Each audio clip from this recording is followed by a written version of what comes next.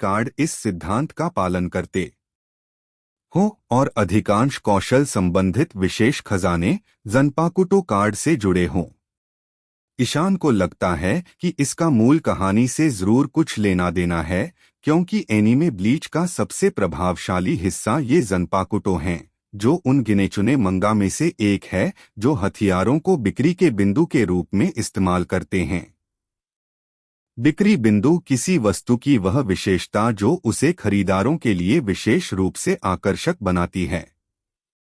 हालांकि ऐसा लगता है कि ये ज़नपाकुटो अपने धारकों को मूर्त रूप नहीं दे सकते। ऐसा शायद इस प्रणाली की आत्माओं को बनाने की अक्षमता के कारण है। अगर वह ऐसा कर पाता तो इस प्रणाली को धन का अथाह भंडार नहीं बल्कि एक दिव्य कलाकृति कहा जाता। चाहे वह शिकाई हो या बांकाई, ज़नपाकुटो सभी गुणों और क्षमताओं को बढ़ा सकता है जो शारीरिक दबाव की उच्च तीव्रता के अनुरूप हो सकते हैं।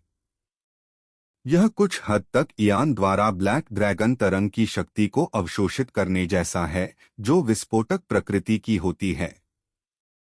हालांकि ब्लैक ड्रैगन तरंग को निगलने से केवल उसके नेन में सुधार हो सकता है, जबकि शिकाई या बांकाई को खोलने से सभी गुणों में सुधार होता है। इसका मतलब यह नहीं कि ब्लैक ड्रैगन तरंग इन ज़नपाकुटो कौशलों जितनी शक्तिशाली नहीं है। ईशान ने अनुमान लगाया कि कुछ अंतर हो सकते हैं। ब्लैक ड्रैगन वेव्स की क्षमता की बढ़ी हुई शक्ति इयान के उपयोग के समय को सीमित नहीं करती। अगर ईशान चाहे तो वह इस शक्ति को हर समय धारण कर सकता है, बेशक अगर उसका शरीर इसे सहन कर सके। लेकिन शिकाई और बांकाई अलग अलग हैं, इसलिए अनुमान है कि इन कौशलों की एक समय सीमा होगी, और यह भी संभव है कि इस तरह के सुधार से इयान की सहन शक्ति काफी बढ़ जाएगी। इतने लंबे समय तक कार्ड सिस्टम का इस्तेमाल और अध्ययन करने के बाद ईशान ने इसकी कई खूबियों को परखा है। इस सिस्टम की गंदी प्रकृति को देखते हुए यह असंभव है कि यह उसे सीधे तौर पर कोई खास खजाना या कोई कैरेक्टर कार्ड दे दे जो उसे अजेय बना सके। हालांकि ये खास खजाने या कार्ड ईशान को कई तरह के हुनर इस्तेमाल करने की सुविधा दे सकते हैं, लेकिन इन हुनरों की ताकत इयान के नेन के अंतिम आउटपुट पर निर्भर करती है। सोडे नो शिरायुकी एक बर्फीली शक्ति वाला ज़नपाकुटो है और सोल सोसाइटी का सबसे सुंदर ज़नपाकुटो है। इयान के हाथ में पकड़े जाने पर यह बहुत खूबसूरत लग रहा था। हालांकि क्योंकि उसके पास रुकिया का कार्ड नहीं है, चाहे यह ज़नपाकुटो कितना भी सुंदर क्यों न हो, यह फिलहाल उपयोगी नहीं होगा। इसके अलावा इनोए ओरिहिमे के हेयरपिन की वजह से ईशान अब महिला कार्ड कैरेक्टर चुनने को लेकर संशय में था। हालांकि सोदे नो शिरायुकी देखने में खूबसूरत लगती है, लेकिन ईशान के लिए उपयुक्त नहीं है। यदि ईशान कैवेंडिश जितना सुंदर होता तो इससे कोई फर्क नहीं पड़ता कि वह इस तलवार का उपयोग करता, लेकिन दुर्भाग्य से वह नहीं था। इसके विपरीत अगर वह सचमुच बर्फीले प्रकार का ज़नपाकुटो चुनना चाहता है तो ईशान हिरिनमारू प्राप्त करना पसंद करेगा। उसने पहले ही शिर हित्सुगाया के पत्ते के कुछ टुकड़े निकाल लिए हैं और हिरिनमारू के कई टुकड़े जमा कर लिए हैं। अगर वह कुछ और इकट्ठा कर लेता है तो वह उसे संश्लेषित कर सकता है। इयान के मौजूदा कौशलों में वास्तव में 3 प्राकृतिक क्षमताएं थीं। एक है अग्नि हीस और इओरी की ज्वालाएं, दूसरी है बिजली मिकोटो की क्षमताएं, और आखिरी है वायु क्षमता यासुओ के कार्ड से। अगर वह एक और बर्फ प्रणाली कौशल जोड़ दे तो ज्ञात लोगिया फल लगभग पूरे हो जाएंगे। वन पीस की दुनिया में लोगियास फ्रूट यूजर्स को सबसे शक्तिशाली लोगों में से एक माना जाता है। यह वाजिब भी था। इसके अलावा अद्वितीय विशेषता क्षति और श्रेष्ठ क्षमता द्वारा उत्पन्न संयम प्रभाव कभी-कभी निर्णायक भूमिका निभाते हैं। अगर ईशान ज्वाला कौशल का उपयोग नहीं कर पाता तो उसके लिए आओकिजी को चोट पहुंचाना मुश्किल होता। हालांकि यह सोदेनो शिरायुकी आखिरकार उसकी पहली जंपाकुटो थी। इस तलवार की बदौलत ईशान जंपाकुटो के सामान्य गुणों को जान पाया। यह कहना जरूरी है कि जंपाकुटो वास्तव में ईशान के लिए इस्तेमाल करने के लिए सबसे उपयुक्त विशिष्ट खजाना है, क्योंकि इस प्रकार के खजाने की अपनी एक खासियत होती है। हालांकि यमातो तलवार में भी विशेष गुण होते हैं, लेकिन उसे सर्वोच्च स्तर तक उन्नत करने की आवश्यकता होती है। लेकिन इन जंपाकुटों का उपयोग मध्यम अवधि में किया जा सकता है और बाद में इसे उन्नत करने के लिए ढेर सारे हीरे निवेश करना उचित होगा। इसके बारे में सोचते हुए, अगर वह टेंसा जांगेत्सु या रयुजिन जक्का ये दो जंपाकुटो प्राप्त कर सके तो यह उसके लिए सबसे अच्छा होगा।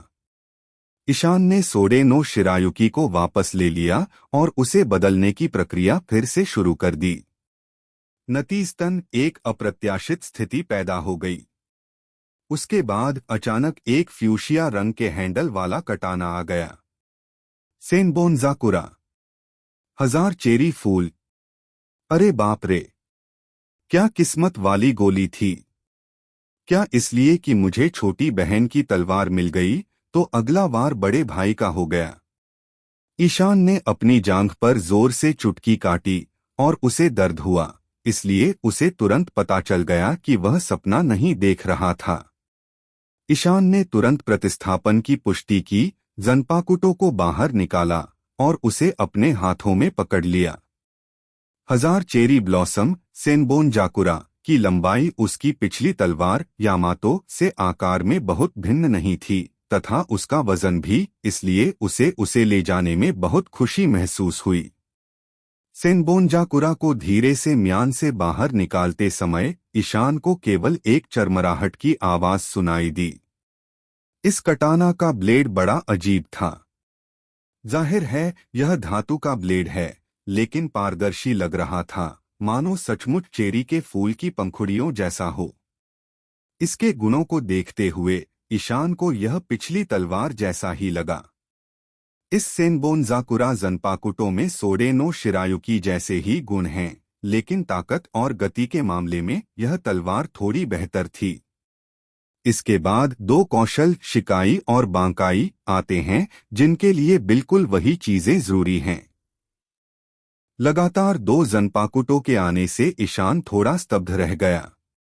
क्या सिस्टम मुझे बायकुआस कार्ड निकालने के लिए मजबूर कर रहा है? खैर, ईशान फिलहाल बदलने की प्रक्रिया जारी रखने को तैयार नहीं था। मैं पहले इस सेनबोनजाकुरा तलवार को कुछ देर इस्तेमाल करूंगा, फिर उसे बदलूंगा।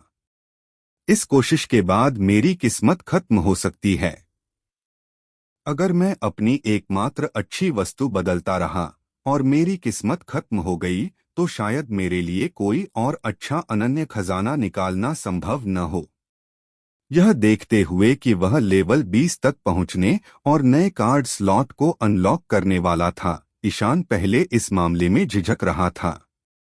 अब जब वह समय आएगा कि अपने कलेक्शन में कौन सा कार्ड जोड़ना है, अब चिंता करने की कोई जरूरत नहीं है। कुचिकी बायकुया का कार्ड ही सबसे पहली प्राथमिकता थी। जैसे जैसे इयान के पत्ते बढ़ते जाएंगे, भविष्य में उसका सामना किससे होगा, यह निश्चित रूप से कार्ड संयोजन की समस्या होगी, जिससे कुछ विशेष कौशल वाले कार्ड प्रतिस्थापन के लिए उपलब्ध रहेंगे। हालांकि केवल 4 स्लॉट में उसके शीर्ष 6 पत्तों में से सर्वश्रेष्ठ संयोजन कैसे प्राप्त किया जाए, इस पर विचार किया जाना चाहिए। जैसे ही ईशान सोच रहा था कि क्या लगातार 10 ड्रॉ के लिए कार्ड निकालना जारी रखना चाहिए, उसने अचानक मस्तूल पर चौकीदार को चिल्लाते हुए सुना, कैप्टन ईशान, ऐसा लगता है कि आकाश में कुछ उड़ रहा है। यह चीख सुनकर ईशान अपने मन में सिस्टम के साथ बातचीत को अस्थायी रूप से रोक सका और अपना सिर उठाया, आकाश की ओर देखा। यह बिल्कुल स्पष्ट था कि इस समय आसमान और मौसम साफ और सुहावना था। नीले आसमान के नीचे दूर एक छोटा सा काला बिंदु दिखाई दे रहा था, जो धीरे धीरे हिलता हुआ और बड़ा होता हुआ प्रतीत हो रहा था। ये क्या है? समुद्री पक्षी? ऐसा तो नहीं लगता। भला कौन सा समुद्री पक्षी इतना धीरे उड़ता है? क्या यह गरज वाला बादल है? यह तो और भी नामुमकिन है। इस समय हवा नहीं चल रही है। गरजने वाला बादल चाहे कितना भी छोटा क्यों न हो, उसे हवा ही उड़ा ले जाती है। ड्रैगन हंटर समुद्री डाकू समूह में सभी ने चिल्लाहट सुनकर ऊपर देखा और खूब बातें की। मस्तूल पर बैठा पहरेदार दूर तक देख सकता था। उसने अपनी दूरबीन उठाई और लगातार देखता रहा। कुछ देर देखने के बाद वह आश्चर्य से बोला, कैप्टन, आसमान में वह चीज एक इंसान लग रही है। नहीं, वह अकेला नहीं है। क्या वह अपनी पीठ पर किसी और को उठाए हुए है? एक इंसान आसमान में उड़ रहा है। सब लोग दंग रह गए। ईशान भी उलझन में था और उसे कुछ संदेह भी थे। एक उड़ने वाला आदमी, एक ज़ुआन उपयोगकर्ता, उड़ने वाली प्रजातियों में से एक। यान की सामान्य भविष्यवाणी के अनुसार जो सीधे आकाश में उड़ सकता है और अन्य लोगों को पकड़ सकता है, वह पेल की तरह होना चाहिए, जो अलाबास्ता साम्राज्य के दो प्रमुख रक्षकों में से एक है, जिसने बर्ड फ्रूट मॉडल को जन्म दिया, द फाल्कन। उड़ने वाली प्रजाति को एक दुर्लभ शैतान फल कहा जाता था और अधिकांश लोगों ने इसके बारे में सुना था। इसलिए जब ईशान ने इसका उल्लेख किया तो सभी लोग और भी अधिक उत्सुक हो गए। राघव चौहान भी केबिन से बाहर निकला, पर उसकी आंखें उसे देख नहीं पा रही थीं। शायद उसका दुर्जय केनबुनशोकु हकी उसे देख सकता था, पर वह बहुत दूर था। राघव चौहान अपनी ताकत बर्बाद नहीं करना चाहता था। उसने बस ईशान से कहा, क्या तुम्हें लगता है कि यह कोई दुश्मन है? मुझे कुछ पता नहीं।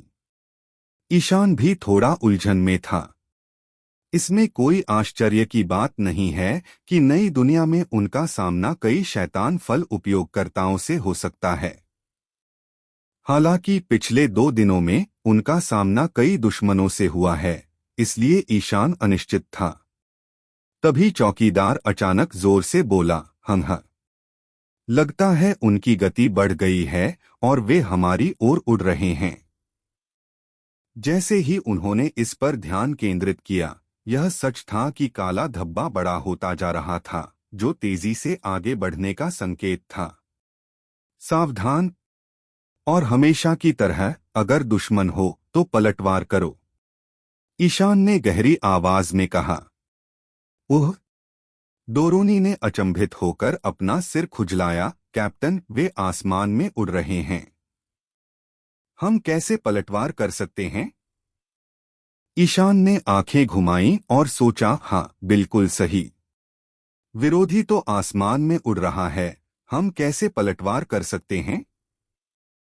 तोपों के मुंह ऊपर करके निशाना साधते हुए। जब ईशान और अन्य लोग असमंजस में थे, तभी आकाश में 2 लोगों ने अचानक अपनी ऊंचाई बनाए रखी और यान के जहाज के चारों ओर चक्कर लगाया। हमलावरों की ऊंचाई लगभग 1000 मीटर थी। इसलिए जहाज से इस ऊंचाई को देखकर यह देखना नामुमकिन था कि ये दोनों कैसे दिखते हैं। मुझे एक दूरबीन दो, ईशान चिल्लाया। चूंकि ये दोनों लोग उनके जहाज के चारों ओर चक्कर लगा रहे थे, इसका मतलब है कि उन्होंने ऊपर से ड्रैगन हंटर पायरेट जहाज को देखा है और वे स्थिति की जांच कर रहे थे। ईशान को यह सुनिश्चित करना था कि दूसरा पक्ष दुश्मन है या दोस्त। लेकिन जब ईशान ने दूरबीन उठाकर आसमान की तरफ देखा, तो उड़ती हुई आकृतियां और साफ दिखाई देने लगीं, क्योंकि इसी समय वे गोता लगाकर ईशान की तरफ आ रही थीं। इससे पहले कि वह उन दोनों को पहचान पाता, वह अचानक हुई इस हलचल से चौंक गया और चिल्लाया, सावधान! वे हमारी तरफ आ रहे हैं। जब आकाश में आक्रमणकारी ड्रैगन हंटर समुद्री डाकुओं के जहाज के पास आ रहे थे, तो ईशान ने अंतः प्रतिद्वंद्वी को स्पष्ट रूप से देखा। सबसे पहले उसने एक विशाल चेहरा देखा। इस बड़े से सिर के चारों ओर एक अजीब सा प्रोपेलर तेजी से घूम रहा था। उस समय वह आदमी मुस्कुरा रहा था, जिससे उसके दांतों की एक बड़ी सी पंक्ति दिखाई दे रही थी और उसके दांतों के बीच एक काला निशान बना हुआ था। यह पैटर्न एक गोल मुस्कुराता हुआ चेहरा था, जो एक काले स्लैश द्वारा दो भागों में विभाजित था। डॉन क्विजोटे डो फ्लैमिंगोस। जल्द ही जब ईशान ने यह मुहर देखी तो उसे तुरंत समझ आ गया कि आसमान में यह आदमी कौन है। जैसी कि उम्मीद थी, उसने दूरबीन को थोड़ा ऊपर उठाया और देखा कि इस उड़ते हुए आदमी की पीठ पर कौन है। आंखों पर चश्मा पहने, मुंह में सिगरेट लिए और बरगंडी रंग की फ्रांसीसी नौकरानी जैसी पोशाक पहने एक औरत थी। यह उड़ने वाला आदमी डॉन क्विजोट पायरेट्स का लड़ाका था, बफेलो। उसने स्पिन फल खाया था। यह फल उसे घूमने वाला इंसान बनाता है, उसके शरीर के चारों ओर प्रोपेलर बनाता है और उसे उड़ने की क्षमता देता है। और जिसे वह अपनी पीठ पर उठाए हुए था, वह बेबी पांच थी। वह डॉन क्विजोट पायरेट्स की दासी और हत्यारी है, जिसने आर्म्स फ्रूट खाया था। ये दो लोग यहाँ क्यों आए? अंकल इशो, अपनी क्षमता का इस्तेमाल करके उन्हें नीचे खींचो, ईशान तेजी से चिल्लाया। ठीक है, राघव चौहान ने आज्ञा मानी। बस अपनी क्षमता दिखाने के लिए तलवार निकाली, लेकिन तब तक आसमान में बेबी पांच ने ईशान पर हमला कर दिया था। उसने सिगरेट को मुंह में पकड़ लिया, अपने बाएं हाथ को मशीन गन में बदल दिया, फिर उसे अपने दाहिने हाथ से सहारा देते हुए वह बफेलो की पीठ पर बैठ गई और इयान के जहाज पर सुपर फ्रेंजीड शूटिंग फायर कर दी। इस समय डेक पर बहुत सारे लोग जमा थे। घनी गोलियां बरस रही थीं और स्वाभाविक रूप से वे चालक दल के कुछ सदस्यों को चोट पहुंचाने वाली थीं। ईशान और राघव चौहान केवल अपनी तलवारों का उपयोग करके उन पर चलाई गई गोलियों को आसानी से रोक सकते थे, लेकिन वे साधारण चालक दल के सदस्य ऐसा नहीं कर सकते थे। इसलिए ईशान ने तुरंत यासुओ का कार्ड पहना और अपनी पवन दीवार को आकाश में छोड़ दिया। दादा दादा दादा दादा। डेक पर जहां ईशान और अन्य खड़े थे, बड़ी संख्या में गोलियां बरसीं और जब वे उतरे तो प्रत्येक गोली ने कुछ सफेद धुआं निकाला। हालांकि उनके ऊपर का क्षेत्र इयान की पवन दीवार द्वारा अवरुद्ध था, जिससे उनका हवाई हमला बेकार हो गया। अंकल इशो, ईशान फिर चिल्लाया। राघव चौहान ने जवाब दिया और गुरुत्वाकर्षण के बैंगनी घेरे तुरंत दिखाई देने लगे, जो जहाज के ऊपर एक बड़े क्षेत्र को ढकने लगे। बफेलो और बेबी पांच इयान के जहाज के पास से गुजरे। वे वापस चक्कर लगाकर गोलीबारी जारी रखना चाहते थे, लेकिन इसी दौरान अचानक एक दबाव के झोंके ने उन्हें नीचे खींच लिया। बफेलो इतने गुरुत्वाकर्षण में उड़ नहीं सकता था, इसलिए वह सीधा समुद्र में गिर गया। आह! भैंसा नीचे गिरते हुए चीखा और बेबी पांच के पास स्वाभाविक रूप से उसके बिना उड़ने का कोई साधन नहीं था, इसलिए दोनों समुद्र में गिर गए। ईशान ने राघव चौहान की तरफ देखा और पाया कि उसका गुरुत्वाकर्षण फल हवा में उड़ने वाले इस तरह के दुश्मनों के लिए वाकई उपयोगी था। जैसे ही वह कोई कार्रवाई करता, जहाज के ऊपर का स्थान एक निषिद्ध क्षेत्र में बदल जाता। अगर राघव चौहान उनके साथ न होता तो जहाज पर मौजूद सभी लोग बफेलो और बेबी पांच के इस संयोजन का कुछ नहीं बिगाड़ पाते। ईशान काले ड्रैगन के पंखों से उड़ तो सकता था या बहुत ऊंची छलांग भी लगा सकता था, लेकिन फिलहाल वह ज्यादा देर तक हवा में नहीं रह सकता था। जाओ और इन दोनों को बुला लाओ, ईशान बोला। भागो केबिन में और घायल साथी का इलाज करने के लिए रंगनाथ को बुलाओ। सभी ने उसकी आज्ञा का पालन किया और दो तैराक धड़ाम से समुद्र में कूद पड़े और उस ओर तैर गए जहां बफेलो और बेबी पांच गिरे थे। दूसरी ओर ईशान उदास चेहरे से समुद्र की ओर देख रहा था। उसे विश्वास ही नहीं हो रहा था कि ये हत्यारे यहाँ हैं। इस समूह की पहचान की पुष्टि के बाद उन्होंने हमला करना शुरू कर दिया, जिसका मतलब था कि डोन क्विजोटे डो फ्लामिंगो सचमुच उसे ढूंढ रहा है।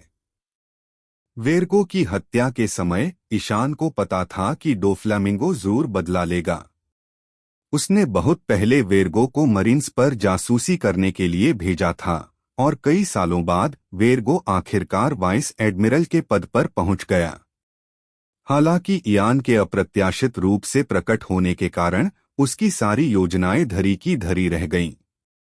यदि उसकी योजना में कोई गलती होती तो कोई बात नहीं, लेकिन डोन क्विजोट परिवार के कुलीन अधिकारियों में से एक वेर्गो की हत्या ने उसे और भी अधिक क्रोधित कर दिया। अब मरीन ने वेर्गो को मारने वाले की पहचान उजागर कर दी है। उनके निशाने, जो ड्रैगन हंटर पायरेट्स थे, को जानते हुए डो फ्लेमिंगो ने अपना बदला लेना शुरू कर दिया। अनुमान है कि ड्रैगन हंटर पायरेट्स का पता लगाने के लिए बफेलो और बेबी 5 को उसने ही भेजा था। पहले तो 2 मरीन एडमिरल उसे ढूंढ रहे थे और अब एक और एडमिरल इयान का सिर ढूंढ रहा था। दुश्मनों के बारे में सोचकर ही ईशान का सिर दर्द करने लगा था। ड्रैगन हंटर पायरेट ग्रुप के सदस्यों ने जल्दी से बफेलो और बेबी 5 को उठा लिया। दोनों ही शैतानी फल इस्तेमाल करने वाले थे। स्वाभाविक रूप से जब वे समुद्र में गिरे तो वे कोई जोर नहीं लगा पाए। अगर ईशान उन्हें बचा न पाता और अनदेखा कर देता तो वे मर जाते। खुशकिस्मती से ईशान को उनसे कुछ पूछना था, इसलिए स्वाभाविक रूप से उसे उनकी जान बचानी पड़ी। खांसी खांसी। भीगे हुए दोनों लोग डेक पर पड़े थे, जोर जोर से खांस रहे थे। वे जहाज से थोड़ा दूर गिर गए, जिससे वे डूब गए और ढेर सारा समुद्री पानी पी गए और बचाए जाने से पहले ही बेहोश हो गए। उनके फेफड़ों से पानी निकालने के बाद ही उन्हें होश आया। ईशान दोनों के बीच में दुबक गया और धीमी ठंडी आवाज में पूछा, दो फ्लेमिंगो कहाँ है? क्या वो यहाँ आ रहा है? भैंस ने सिर उठाया, ईशान की तरफ देखा और व्यंग्यात्मक लहजे में कहा, चूंकि तुम हमारे युवा मालिक का नाम जानते हो तो चलो, वरना युवा मालिक आएंगे और तुम्हारे ड्रैगन शिकारी समुद्री डाकू समूह के हर सदस्य को मार डालेंगे। हाँ, तुम लोग हमारे लिए यहाँ हो। ईशान बोला, तो क्या तुम मुझे बता सकते हो कि क्या तुमने हमला करने से पहले डो फ्लेमिंगो को सूचित किया था? भैंस ने अपने दांत दिखाए और उन पर समुद्री डाकू का लोगो दिखा दिया। अंदाजा लगाओ, मैं तुम्हें कभी नहीं बताऊंगा। हाँ, इस औरत से तुम्हें आधा जवाब भी नहीं सुनने को मिलेगा। बेबी 5 ने गर्दन उठाकर गर्व से कहा। सच में? ईशान हंसा और अचानक अपना स्वर बदलकर बेबी 5 से धीरे से बोला, क्या मैं सच बताने के लिए उस पर भरोसा कर सकता हूँ? उसका चेहरा अचानक लाल हो गया और वह अपना चेहरा पकड़े हुए बुदबुदाई, क्या वह मुझसे पूछ रहा है? क्या मुझे जरूरत है? तो अगले ही पल बेबी 5 ने बिना किसी हिचकिचाहट के कहा, हाँ, मैंने युवा मालिक को सूचित कर दिया है। तो उसे यहाँ आने में कितना समय लगेगा? प्लीज बताओ, ईशान ने पूछा। खैर, उसे यहाँ आने में लगभग 3 घंटे लग सकते हैं। बेबी 5 ने अपना शर्माता हुआ चेहरा संभालते हुए कहा। बेबी 5। बफेलो अपनी बात खत्म करते ही चिल्लाने से खुद को रोक नहीं पाई। बफेलो अपनी साथी के व्यक्तित्व से अधिक असंतुष्ट नहीं हो सकता था, लेकिन समस्या यह थी कि जब अन्य लोग उससे ऐसा करने के लिए कहते थे तो वह स्वयं को नियंत्रित नहीं कर पाती थी, जो बफेलो के लिए वास्तव में निराशाजनक था। अपने भोले स्वभाव के कारण बेबी 5 की कई बदमाशों से सगाई हुई और अपनी जरूरत की इच्छा के अलावा बेबी 5 एक अविश्वसनीय रूप से भावुक व्यक्ति है। एक बार उसने नियंत्रण खो दिया और अपने मंगेतर की हत्या के लिए अपने वरिष्ठ डोन क्विजोटे डो फ्लेमिंगो पर हमला कर दिया। लेकिन ड्रैगन हंटर पायरेट ग्रुप के कैप्टन को बेबी 5 की इस कमजोरी का पता मिलते ही कैसे चल गया। क्या उसने यंग मास्टर्स पायरेट ग्रुप की पहले से जांच पड़ताल की थी? जब बफेलो उस पर चिल्लाया तो बेबी 5 ने आखिरकार प्रतिक्रिया दी। पल भर में वह गुस्से से भर गई और उसका दाहिना हाथ अचानक एक तेज धार में बदल गया, जो सामने खड़े ईशान की ओर चल पड़ा। इयान ने उसके हमले से बचने के लिए अपना सिर थोड़ा झुकाया, लेकिन बेबी 5 ने हिम्मत नहीं हारी। वह उठी और ईशान पर फिर से हमला कर दिया। इस समय उसका शरीर पहले से ही कम गीला था, अपनी क्षमता का उपयोग करने के लिए पर्याप्त। उसका दाहिना पैर अचानक दरांती बन गया और इयान के झुके हुए सिर की ओर बढ़ गया। इस समय ईशान अभी भी दुबका हुआ था, पर उसने अपनी नजरें नहीं हटाईं। उसने बस इतना कहा, क्या तुम मुझे दिखा रही हो कि तुम्हारी स्कर्ट के नीचे क्या है? चुप रहो, इससे कोई फर्क नहीं पड़ेगा क्योंकि तुम तो वैसे भी मर चुके हो। बेबी 5 ने अपने बदले हुए पैर से उसे लात मारी, लेकिन इयान के बाएं हाथ ने उसे रोक लिया। उसने बुशोशोकु काका का इस्तेमाल किया था, इसलिए उसका वार सहना मुश्किल नहीं था। फ्रांसीसी नौकरानी बेबी 5 हाकी का इस्तेमाल करने में सक्षम नहीं लग रही थी। जैसे ही ईशान ने उसके हमले को रोकने के लिए हाथ उठाया, बेबी 5 का दाहिना पैर अचानक एक बड़े कैलिबर वाली राइफल में बदल गया। वह उसे बहुत करीब से गोली मारना चाहती थी। ईशान हैरान रह गया। इस हालत में वो बंदूक कैसे निकाल सकती है? सो उसने उसका टखना पकड़कर जमीन पर दबा दिया। धमाक! बेबी 5 ने राइफल चलाई और जहाज के डेक पर जा लगी। क्या आप मुझ पर हमला करना बंद कर देंगे? यह देखकर कि बेबी 5 उसे दूसरे हथियारों से मारना चाहता है, ईशान को यह कहना पड़ा। आह, ठीक है। अगले ही पल बेबी 5 तुरंत अपने मानव रूप में मुड़ी और उसका चेहरा लाल हो गया और तुरंत रुक गई। हाँ हाँ हाँ। राघव चौहान इस पल हंसे बिना नहीं रह सके। उन्हें लगा कि लड़की का किरदार बहुत दिलचस्प है। ईशान को भी लगता है कि ये लड़की वाकई मजेदार है। अगर किसी को इसके व्यक्तित्व की अच्छी समझ हो तो ये एक बेहतरीन नौकरानी साबित होगी। बेबी 5 रुक गया, लेकिन बफेलो का इरादा ऐसा नहीं था। उसका सिर अचानक तेजी से घूमा और हवा का एक सर्पिल झोंका ईशान की ओर चला। हालांकि ईशान बेबी 5 के साथ खेल रहा था, लेकिन उसका ध्यान हमेशा बफेलो पर ही था। जब उसने उसे कोई हरकत करते देखा तो उसने तुरंत अपनी कमर में बंधी अपनी नई तलवार सेनबोन्जाकुरा निकाली और यासुओ के टोर्नेडो कौशल को दूसरे प्रोजेक्टाइल की ओर फेंक दिया। जैसे ही दोनों बवंडर आपस में टकराए, एक तेज हवा अचानक चारों दिशाओं में बिखर गई। भैंसा लड़ने में अच्छा नहीं था, इसलिए जब उसने देखा कि उसका हमला बेअसर हो रहा है तो उसने तुरंत बच्ची 5 को अपने पास खींच लिया और उसके साथ भागने की कोशिश की। जाहिर है राघव चौहान अभी भी आसपास था, इसलिए ईशान को उनके भाग जाने की चिंता नहीं थी, लेकिन वह नहीं चाहता था कि उसके लोग उन्हें पकड़ने के लिए फिर से तैरें, इसलिए उसका शरीर अचानक चमक गया और गायब हो गया और अगले ही पल वह भैंस के पीछे फिर से प्रकट हुआ और हिंसक रूप से उसके सिर के पीछे वार किया। डोंग! इयान का वार बहुत जोरदार था, जिससे बफेलो जमीन पर गिर गया और बेहोश हो गया। उसका पूरा सिर डेक में फंस गया था। भैंस! इयान के मुक्के से बफेलो को गिरते देख बेबी 5 ने चिल्लाकर कहा और उसे देखने के लिए आगे बढ़ा। ईशान द्वारा बफेलो से निपटने के बाद इयान का लक्ष्य पूरा हो गया। अपनी उड़ान क्षमता के बिना बेबी 5 बच नहीं सकता था। हालांकि ईशान ने महेश को बुलाया और उसे अपनी क्षमता से बेबी 5 को छूने के लिए कहा, जिससे वह तुरंत सो गई। मार्गरेट ने बेबी 5 के शरीर की तलाश शुरू की। उसे डेन डेन मुशी ढूंढने में ज्यादा समय नहीं लगा।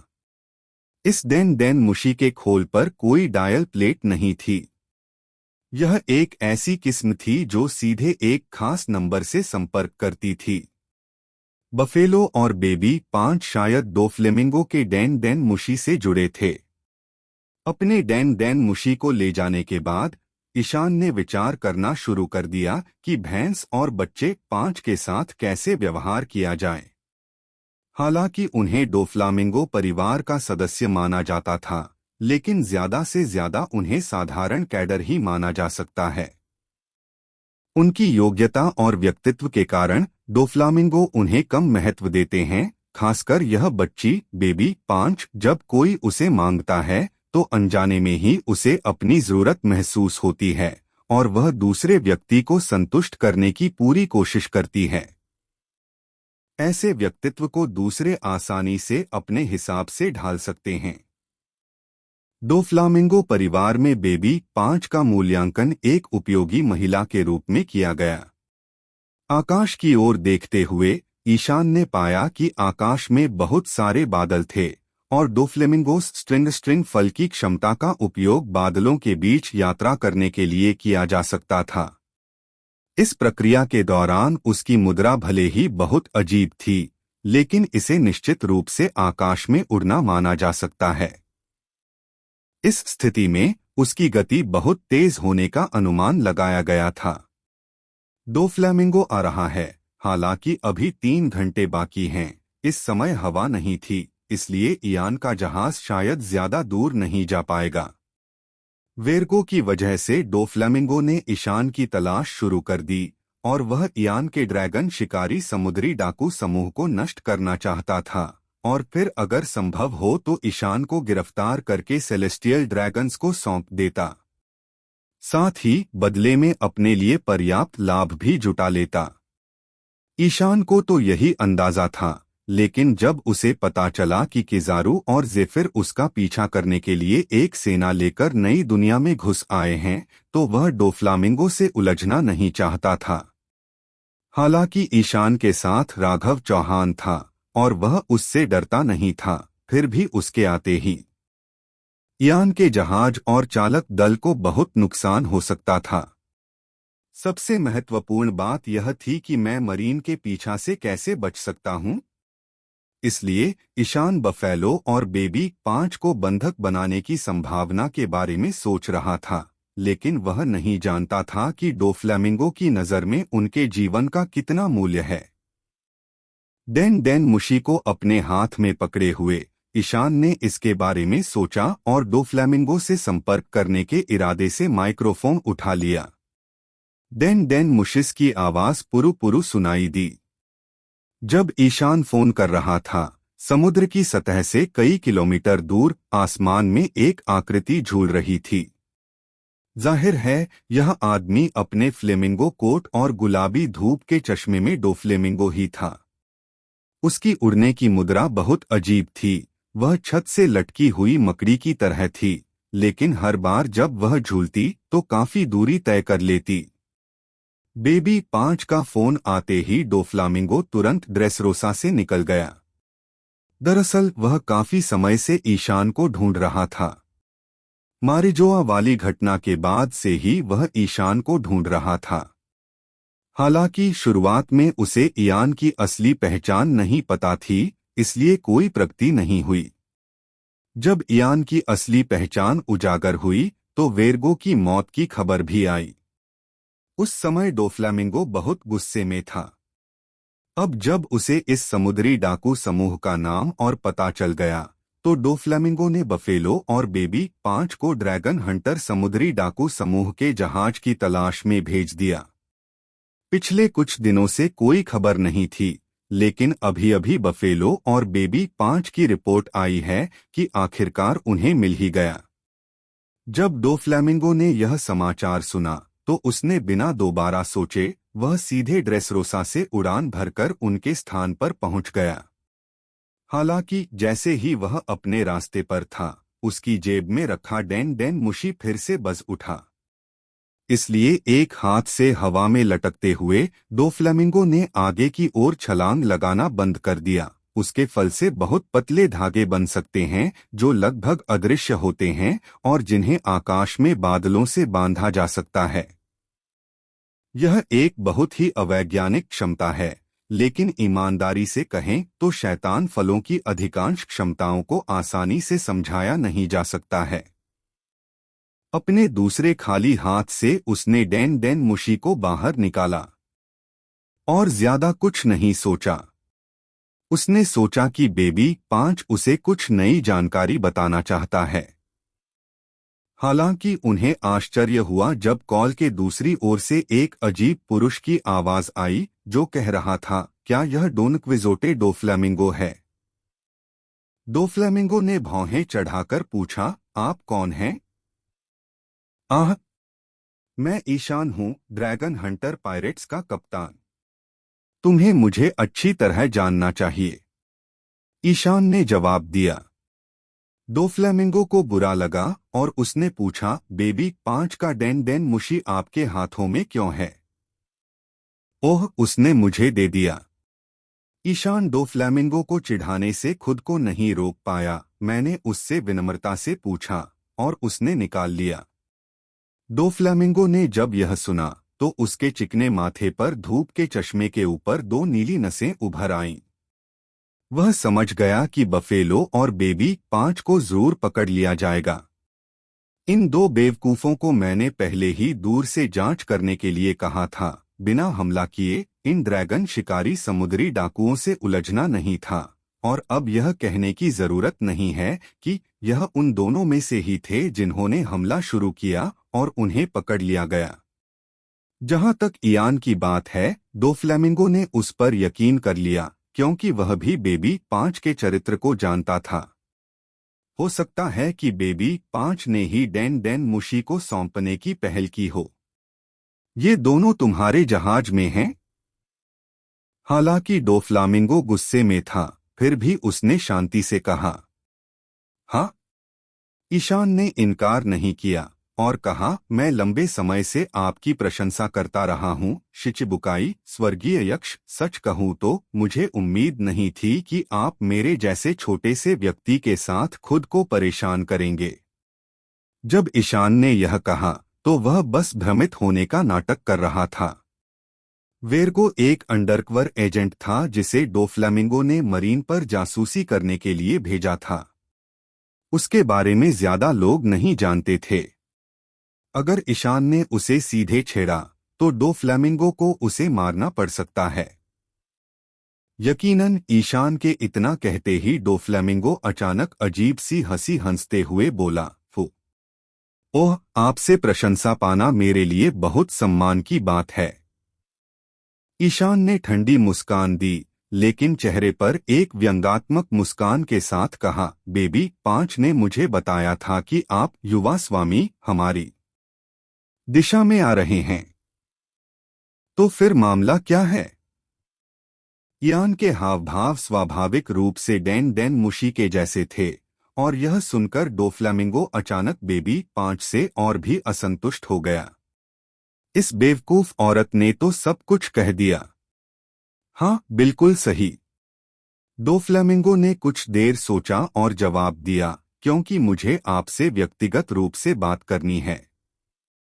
आपको व्यक्तिगत रूप से क्या कहना है? ईशान मुस्कुराया और बोला, मुझे इतना सतर्क होने के लिए दोष मत दो। तुम्हें यह भी समझना चाहिए कि अब मरीन मेरा पीछा कर रहे हैं। 2 एडमिरल और 10 युद्धपोत मुझे ढूंढ रहे हैं। यह कोई मजाक नहीं है। डोफ्लामिंगो फिर हंसा और बोला, इसका मरीन से कोई लेना देना नहीं है। मैं तुम्हें गठबंधन के बारे में बात करने के लिए ढूंढ रहा हूं। इस आदमी ने पल भर में झूठ गढ़ लिया। बेशक ईशान को बेवकूफ नहीं बनाया जा सकता था, इसलिए उसने हैरान होने का नाटक किया और कहा, गठबंधन? तुम एक शिचिबुकाई हो, तुम मेरे साथ गठबंधन करने के बारे में कैसे सोच सकते हो? यह सच नहीं हो सकता। बिल्कुल। डोफ्लेमिंगो जोर से हंसा, तुमने अभी अभी एडमिरल आओकिजी को घायल किया है और एक वाइस एडमिरल को मार डाला है। तुम शिचिबुकाई बनने के बिल्कुल योग्य हो, मैं इसमें तुम्हारी मदद कर सकता हूँ। मैं सीधे मुद्दे पर आता हूँ। मुझे इस गठबंधन से जो चीज चाहिए वो है सेलेस्टियल ड्रैगन की पहचान चिप। ईशान एक पल के लिए अचंभित रह गया। उसे उम्मीद नहीं थी कि डोफ्लेमिंगो सचमुच ऐसा वाक्य कहेगा। अन्य लोग शायद न समझें, लेकिन ईशान जानता है कि डोफ्लामिंगो एक विश्वकुलीन परिवार का बच्चा था, लेकिन उसके परिवार को अब सेलेस्टियल ड्रैगन द्वारा मान्यता नहीं दी गई थी क्योंकि उन्होंने स्वेच्छा से अपना पद वापस ले लिया था। इस गठबंधन की वजह शायद सच हो। अभी तक ईशान को यह समझ नहीं आया है कि सेलेस्टियल ड्रैगन की पहचान चिप क्या करती है। क्या हो अगर यह चिप डोफ्लेमिंगो को उसके पद पर वापस लौटने में मदद कर दे। इसलिए ईशान चुप हो गया और डोफ्लेमिंगो ने उसे कोई आग्रह नहीं किया, चुपचाप उसके उत्तर की प्रतीक्षा करता रहा। ईशान को यह नहीं पता था कि डोफ्लेमिंगो मारिजोआ घटना के बाद से उसे ढूंढ रहा था, सेलेस्टियल ड्रैगन पहचान चिप के लिए जो इयान के हाथों में आ गई थी। जब डोन क्विजोटे परिवार ने दिव्य ड्रैगन से अपना पद वापस ले लिया तो यह डोफ्लेमिंगो के पिता का निर्णय था। उनके पीछे हटने के बाद उनके परिवार की पहचान चिप स्वर्गीय लोगों द्वारा ले ली गई। उस समय डोफ्लेमिंगो अभी छोटा था और उसे पहचान चिप का अर्थ नहीं पता था। बड़े होने तक उसे यह एहसास नहीं हुआ कि पहचान चिप कितनी महत्वपूर्ण है। हालांकि अब उसे सेलेस्टियल ड्रैगन द्वारा मान्यता नहीं दी गई थी, वास्तव में डोफ्लामिंगो का अभी भी विश्व सरकार और सेलेस्टियल ड्रैगन के साथ संपर्क है। इतने वर्षों की गुप्त गतिविधियों के बाद उसने धीरे धीरे इन लोगों के राष्ट्रीय खजाने के रहस्यों को जान लिया। आईडी चिप कुछ हद तक प्रमाणीकरण प्रक्रिया जैसी लगती है। वर्षों से डोफ्लेमिंगो अपने परिवार से संबंधित पहचान चिप को पुनः प्राप्त करने का प्रयास कर रहा है, लेकिन ऐसा लगता है कि सेलेस्टियल ड्रैगन ने इसे पहले ही नष्ट कर दिया है। सेलेस्टियल ड्रैगन्स ने अपने परिवार की पहचान चिप्स को बहुत गुप्त रखा था और गुप्त खजाने के कमरे को खोलने के लिए परिवार का ही वंश होना जरूरी है। ऐसा लगता है कि इसमें रक्त वंश का सिद्धांत शामिल है। पहुंचने के बाद ईशान ने गलती से सेलेस्टियल ड्रैगन्स में से एक को मार डाला और पहचान जहाज ले लिया, और डोफ्लेमिंगो के लिए यह जानना स्वाभाविक रूप से असंभव था कि दूसरे परिवारों से ऐसी चिप कैसे प्राप्त की जाए। जब ईशान मारिजोआ से भागा तो डोफ्लेमिंगो को अपने खुफिया तंत्र से पता चला कि एक पहचान चिप चोरी हो गई है और वह तुरंत मास्टरमाइंड ईशान को ढूंढना चाहता था और किसी भी तरह से उससे चिप छीनने की कोशिश करना चाहता था। चाहे इसके लिए उसे बल प्रयोग ही क्यों न करना पड़े, वह सचमुच उसे ईशान से छीनना चाहता था। उनकी राय में एक पहचान चिप का ज्यादा असर नहीं होता। ऐसा लगता है कि यह सिर्फ योग्यता का मामला है, लेकिन फिर भी डोफ्लेमिंगो अभी भी इस चिप को हथियाना चाहता है। अपनी महान महत्वाकांक्षा को पूरा करने के लिए डोफ्लेमिंगो ने यह भी सोचा कि अगर वह सचमुच ईशान के साथ गठबंधन भी कर ले तो कोई बात नहीं, वर्गो मर चुका है। अगर वह उससे बदला भी ले तो भी वह जिंदा नहीं होगा। वेर्गो को तो अपने परिवार का सदस्य ही माना जाता था, लेकिन सवाल ये है कि डोफ्लामिंगो कैसा इंसान है। उसने अपने पिता और भाई को मारने की जहमत नहीं उठाई, तो फिर इस परिवार का वो सदस्य कैसा जो खून का रिश्तेदार न हो। परिवार के सदस्यों की ये तथाकथित सुरक्षा सिर्फ उन्हीं सदस्यों के लिए हो सकती है जो अभी भी मूल्यवान हैं। डोफ्लामिंगो एक बेहद संकोची इंसान है। 7 शिचिबुकाई में वह सबसे बुरा इंसान था। उधर ईशान काफी देर तक चुप रहा, फिर आखिरकार जवाब दिया, तुम्हें सेलेस्टियल ड्रैगन्स आइडेंटिटी चिप चाहिए। क्या तुम मुझे बता सकते हो कि ये किस काम की है? तुम्हें इसकी चिंता करने की जरूरत नहीं है। डोफ्लेमिंगो ने कहा, इस गठबंधन की एकमात्र शर्त यह है कि तुम्हें मुझे पहचान चिप देनी होगी। तो फिर मुझे बदले में क्या मिलेगा? ईशान ने पूछा। बहुत बढ़िया। डोफ्लामिंगो हंसा और बोला, मैं तुम्हें अपना एक इलाका दे सकता हूँ और साथ ही सेलेस्टियल ड्रैगन से तुम्हारा इनाम रद्द करवा सकता हूँ और मैं तुम्हें शिचिबुकाई में शामिल करवा दूंगा। तुम्हारे पास इसके लिए ताकत है। ईशान मन ही मन उपहास करने से खुद को रोक नहीं पाया। यह डोफ्लामिंगो वाकई धोखेबाज है। अगर उसने पहले कुणाल अंकल से बात न की होती तो डोफ्लामिंगो उसे बेवकूफ बना देता।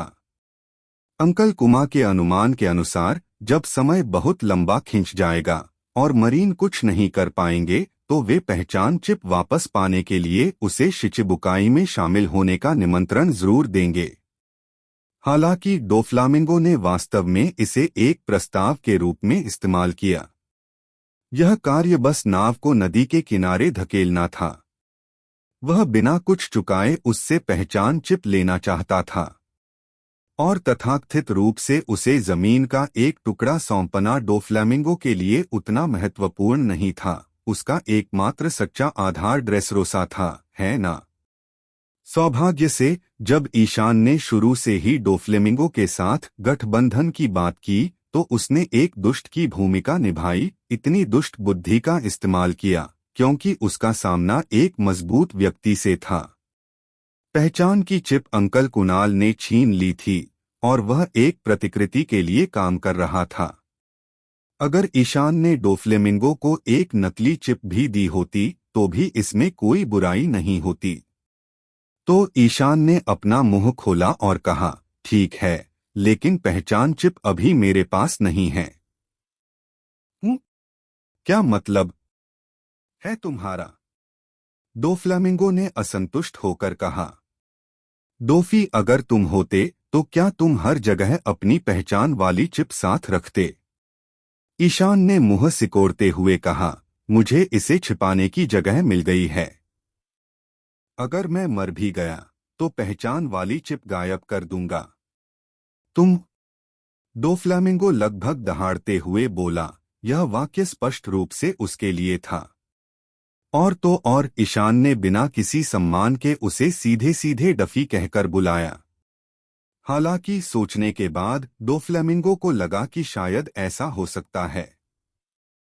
क्या उसने मरीन का वांटेड पोस्टर नहीं देखा जिसमें लिखा है कि उसे सिर्फ जिंदा ही पकड़ा जा सकता है? उन्हें शायद चिंता होगी कि पहचान की चिप छिपा दी गई है।